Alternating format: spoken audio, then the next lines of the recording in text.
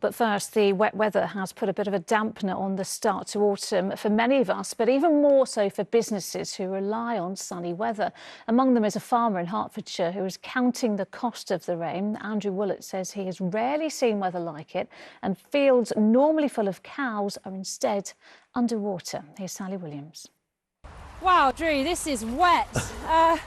In all your years of farming, many years, have you had a September as wet as that? I don't think so. I can't remember one offhand. Really? No. Your whole farming life? No. Gosh, just relentless. It's been relentless all month, and I think September's been one of the wettest months on record. And Drew isn't the only one who's had enough. Are you a licker? Yes, she just loves people. She just loves people. Do they get fed up with the rain? Do they sort of hate it? Yeah, they do. They stand there with their backs arched and all miserable. It's no different to people. The dark blue in this graphic shows where the worst of the September rain fell. Here in Hertfordshire, it was their wettest September on record, with 3 times the normal rain. There's 2 problems, are there, when you get rain like this? Feed and destroying the meadows. Wow. So called poaching. And poaching the meadows so up. Wet, it's so wet, they churn it up.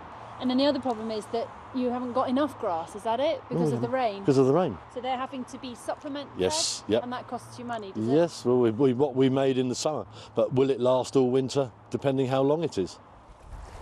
And it just gets deeper and deeper. Oh my goodness, woo! Yeah, it does, doesn't it? Wow. But Drew believes it's not just the rain that's the problem, but the blocked river. If this river was clearer, do you think the water would flow? And that September rainfall wouldn't have been as big a problem? No. Definitely? Definitely. The final problem for Drew is that he's 2 to 3 weeks behind planting seeds for animal feed. And that's because we can't get on the field, it's too wet. So basically, the chances are that even if you get the crop in, your yields might not be quite as good. Not quite as good, no. This year.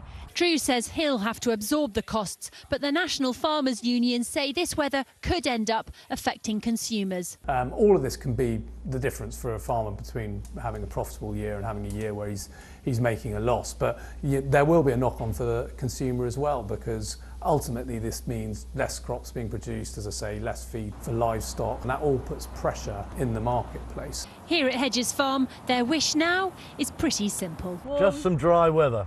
Just dry weather. I'll do my best. Sally Williams, ITV News, St Albans.